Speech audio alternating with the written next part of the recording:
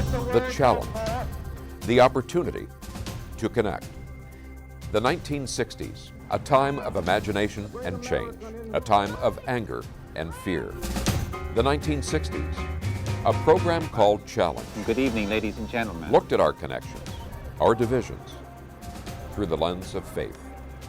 Nearly 60 years later, during these challenging times, we'll take a new look at our divisions, our connections, in a new program called Challenge 2.0. Shootings are now the biggest cause of death among children and teenagers, passing the long-time threat of automobile accidents. Washington is one of the few states to have taken steps to reduce that threat. The state legislature recently passed a series of gun responsibility laws, including an assault weapons ban. In this episode of Challenge 2.0, we examine the influence of faith leaders in leading to changes that make this a safer state in which to raise children. So it is not a surprise when we talk about issues like this that we would be dealing with the faith perspective and that of faith communities. And so we're very pleased to welcome to this program again Elise DeGuyer, Executive Director of the Faith Action Network, and Kristen Ang, who's the Policy Engagement Director of Faith Action Network. Thank you both, Kristen and Elise, for joining us today. Thank you. Thank you for having us. Well, it might be useful, although those of us with Challenge are very familiar with the excellent work you folks do. Perhaps some of our viewers are not. Could you review the foundation of your group and the basis for your advocacy work? And Elise, maybe you might begin with that. Sure. Faith Action Network was founded 12 years ago as the collaboration of the Washington Association of Churches and Lutheran Public Policy Office to do something new and multi-faith.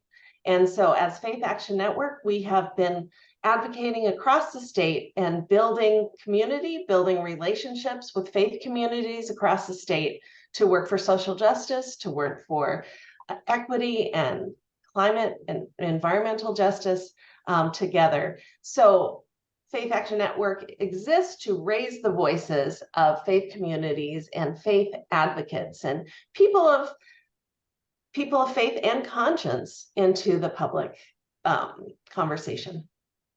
And Kristen, as you're making the contacts on a daily basis, is that important to legislators and their staffs, the perspective that you're coming from?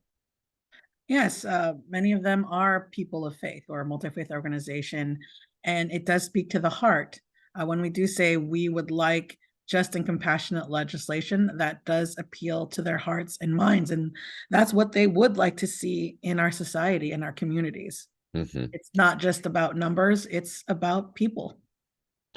As in our introduction, we spoke to the issue of gun violence, and there's a group called the Gun Violence Archive, or an organization for 2023. This was stunning, I found, that there have been as many mass shootings defined by shootings that have killed or injured, wounded 4 people or more, excluding the shooter, as there have been days in the year.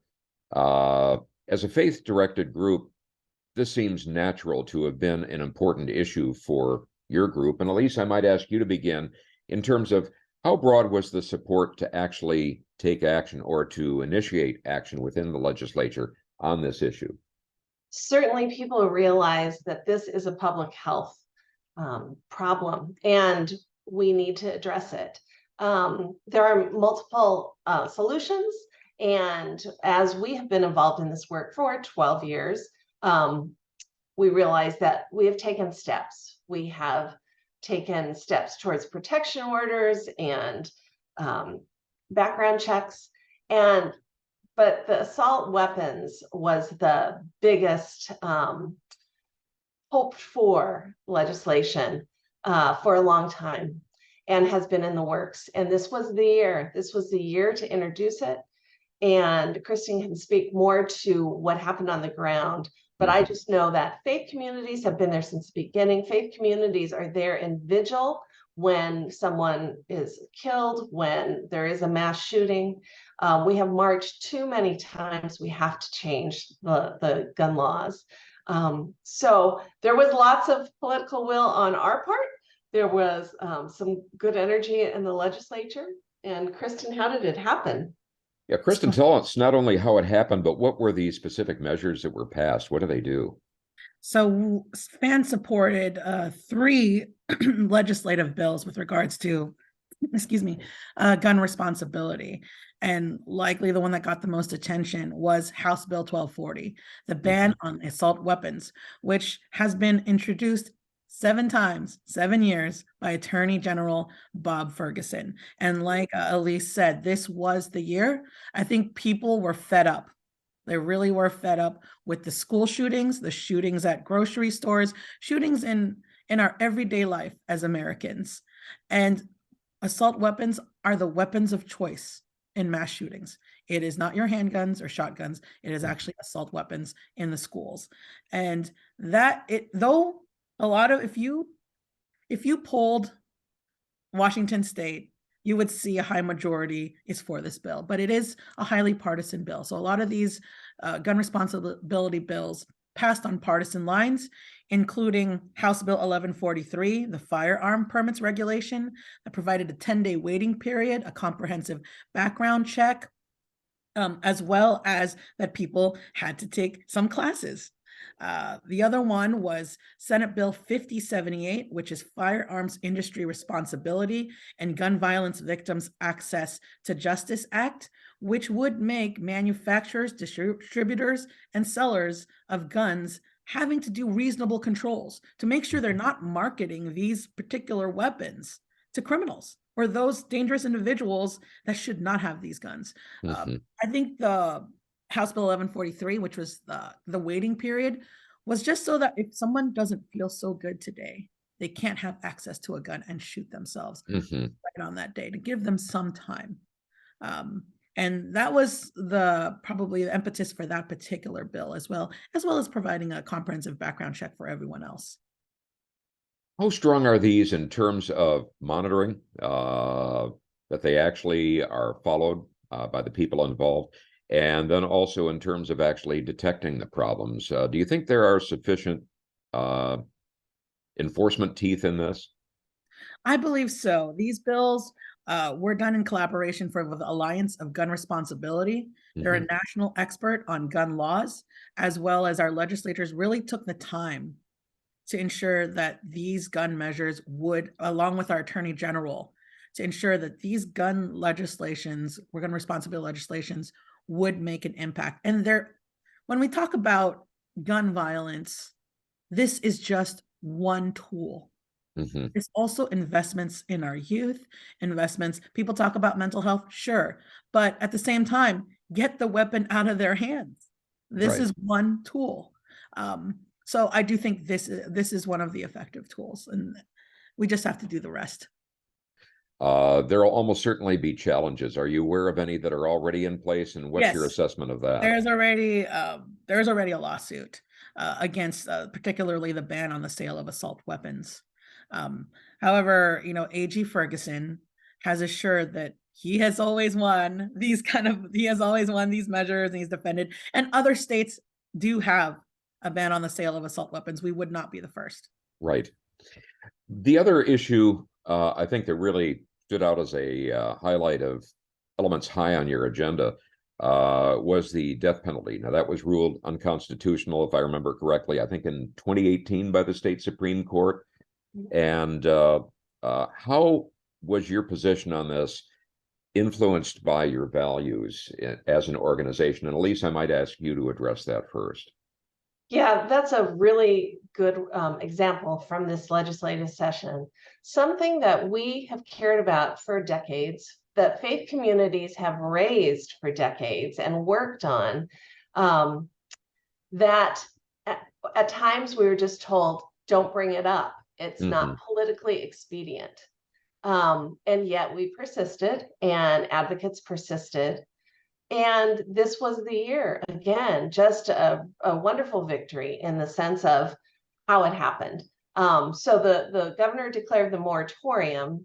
The Supreme Court ruled that the death penalty was unconstitutional, and how it was dealt with, and the racial inequity of how it was dealt. And just brilliance of, again, the Attorney General and others in this, in putting together unconstitutional statutes that should not be on the records and having them removed from state law.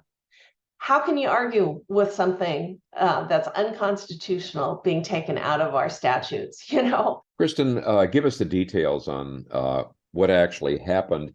And if there was not much bipartisan support on the gun measures, was there more bipartisan support on this? I would say there was a little bit more support from, I would say, the Republican side on this particular issue than definitely the gun responsibility bills, because it wasn't just about the death penalty. It was removing unconstitutional statutes from state law so that people are not misinformed, which also included forced sterilization. But as Elise said, you know, the moral arc of justice can be slow, but with faith and persistence, we will get there. I know that FAN has been advocating for this for years, and it just required this particular approach and a particular time. And I was also told, you know, I've been, I guess, advocating on behalf of FAN for a couple of years now, that it does require a lot of energy and time to get the death penalty abolished, even though it's been ruled unconstitutional because it was applied in a racial discriminatory way. And with regards to legislation, it is all about time and energy. Likely, maybe this would pass, but there are other bills that need to be passed within that small time frame. But this was the year that we could word it in such a way, and people could see it from this perspective, that they could agree and not have to go through lengthy vocal debate on something that should reasonably, like, of course, let's remove this from state statute because it's unconstitutional. And this approach, I think, was brilliant. Kristen, I'd like you to continue on with another crime-related bill, and that is the one dealing with murdered and missing Indigenous women. What actually happened this time? What measure was passed, and what does it do? So House Bill 1177 is the Missing and Murdered Indigenous Women's and Persons Cold Case Unit. So there would be a specific person in the AG's unit that would be investigating these cases, missing and murdered. I am so heartened that this is truly bipartisan support, both in last year's bill on the MMIWP's alert system, that was unanimously voted out. Same here on the cold case unit for missing and murdered Indigenous women and persons.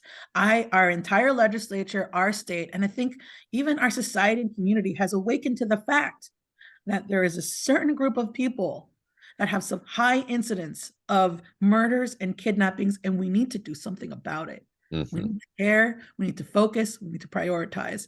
So this is one where I'm heartened that we're having bipartisan support on this, full unanimous. And I wish this also starts to translate, like I said before, on our anti-hunger measures. Like, let's feed all kids, let's feed all hungry people. And that should be bipartisan 100% at some point. Well, seeing as you brought that up, let's turn to that right now. And that is, as we connected, as Elise and I connected a little bit before this taping, this recording, hunger and safety issues did progress in terms of gaining some support on that.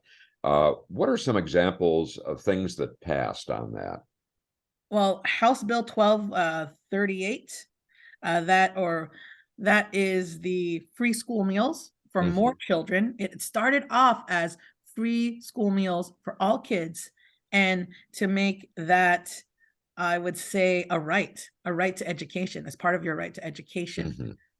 But because the revenues were not as anticipated, I think people were viewing that the next couple of years will not be as, I would say, well off as the past with the federal COVID dollars, with high anticipation of revenue. We're seeing a softening market. People wanted to be conservative this year in terms of money, but our arguments is, if we are going into a down market or a recession, one of our best investments is to feed our children. If you're talking about addressing learning loss, well, Hunger is a barrier for kids to learn. If you want to remove some of the strains on our food banks, which there will be an increased strain on our food banks, then feeding kids at school is one way to do that. Mhm. This is, I would think, one of our defenses during tough times in a market. And so this is both our success and our disappointment. Yes, we've expanded it to 90,000 more kids, but it should be free school meals for all kids, just like they have in Right. California, Colorado, and Maine. So one day we do hope to get there, and soon. And we're looking at a very wealthy state in terms of the state of Yes, Washington. yes, we are. We are one of the wealthiest, even with an upside down tax system. Elise, I would ask you very often these sorts of issues in terms of access to health care and so forth and food are framed as, to use a popular term, woke. What is your response as somebody from a faith community to that sort of designation on issues like this? Well, I think there's certainly a backlash on with that phrase, so I'm not even going to use it. I want to say that for decades, being involved with faith communities who feed people, I have seen again just this slow movement, this slow arc towards it being more of a bipartisan issue. That we care about our neighbors no matter how we vote. Mhm. And so I see that as a positive thing. I don't see it as temporary or fleeting. At the very basic, how are our neighbors doing? And that's a tenet of all our faith traditions. And I have lots of examples across the state that we see that we can agree on that. We didn't agree on feeding all kids, but we agreed on increasing in a almost unanimous. There were only a few votes against those bills. Yeah. Washington state Republicans and Democrats actually do get the issue of hunger in terms of they would support free school meals to kids and understand that we're seeing that, as well as with the working families tax credit, a bipartisan support for that. I think on the federal level, we need to do more work on that, particularly with the Farm Bill and the SNAP benefits. Because when I did testify for the Farm Bill and SNAP benefits here in Washington, farmers, community members, whether red or blue, were in support of SNAP benefits and feeding the hungry. But you get on the federal level, it's quite different. They want to put different requirements on people or exclude certain people.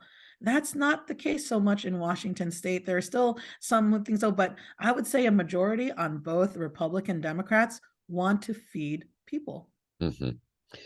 When we talk about safety and security, I've been struck, and of course, my background in environmental science, I've been looking at the estimates of what it costs in terms of environmental damage, environmental disasters, and certainly that includes climate change. And that was also a focus point for some of your work. Can you highlight, Kristen, I might direct that to you. What were some of the issues that you were supporting, and how did those fare in this legislative session? Sure. As you know, like Washington is a leader when it comes to environmental sustainability and addressing climate change.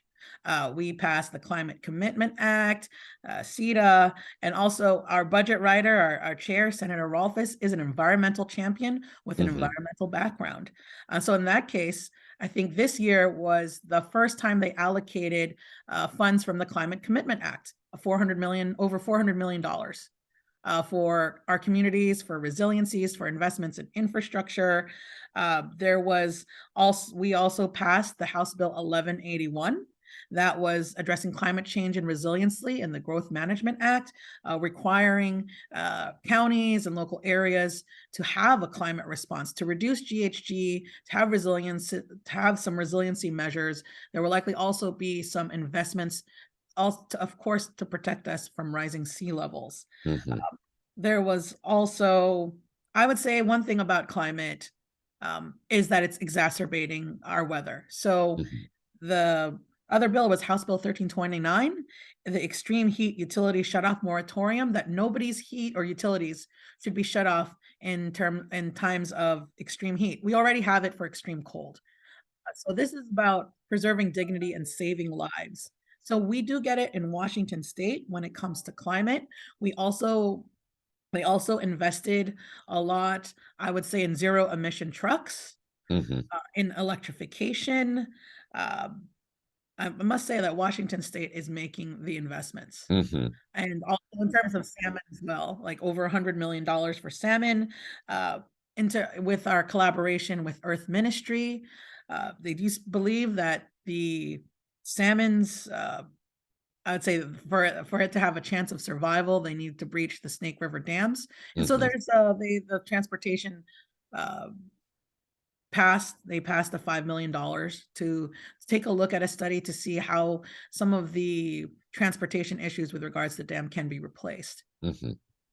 You literally took the words out of my mouth, because that was going to be my very next question that I was going to ask you, is that of salmon, because that's an important one in terms of an icon of the Northwest and a major industry here as well, and some promises that were made in treaties to some of the indigenous residents of this state. Yes, so indigenous people do say treaties are the supreme law of the land, and we do have that right, the right to fish and hunt in their traditional lands and traditional places. And that one is, the salmon is key. So we are spending that money. Washington is spending that money with regards to preserving salmon, making sure that salmon don't go extinct.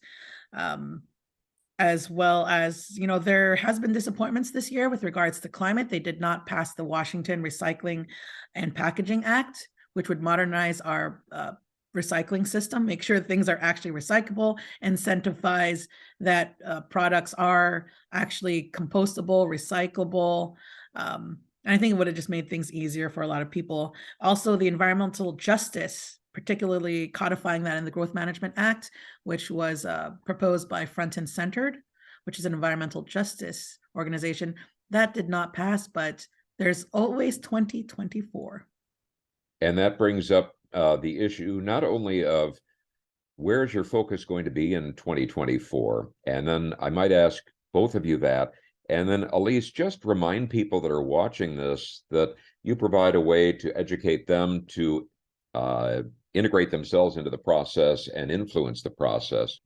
We passed a 2-year budget this year. That's one thing we haven't mentioned yet. And we talked about it as a moral document. We always do, that it's informed by our values, and legislators, it's informed by their values too. So next year there will be the short session, and there will be a supplemental budget. We'll look at some of the things that didn't pass this year and try to move them forward. I would mention that the systemic change pieces that we care about deeply and have always cared about for economic justice, things like a wealth tax, things like the future fund for kids born, the baby bonds that we talked about before the session. They did not move. So we'll figure out ways with our coalition partners. We don't do any of this alone. We have more than 25 coalition partners that will say, how can we change the increased wealth inequality in our state? This incredible disparity. How can we shrink that? And what's the next step in changing our tax system? We look at the working families tax credit. That is a wonderful example of something that passed a long time ago, was funded in recent years, just came into effect in February. Now over 150,000 families have already applied. More need to apply, but to receive up to $1,200 to help in their struggle to make ends meet. So we continue. There are themes that we will just continue to work on, and our partners will too. And we hope we find that expedient way, like we did with the death penalty, like we have done with other things, to say we're going to finally reach this goal. So once we're done with the legislative session, we gather our network across the state. We're doing that with summits right now online, so people can hear what happened, can hear Kristen's report, and can break down into small groups and talk about what do I care about? How are we gonna address that economic injustice piece? Mhm. How are we gonna get more kids in schools fed? How are we gonna achieve justice for people who are imprisoned? Mhm. It may be very different next year. We may decide we just got to hone in on one area. But I doubt it because we're a pluralistic, multi-faith, statewide group of 165 faith communities and thousands of individuals who really want to see everyone fed, everyone sheltered, in many ways. So Well, thank you so much for not only conversing with us today and explaining some of these measures and understanding, how this relates to your core values as a group.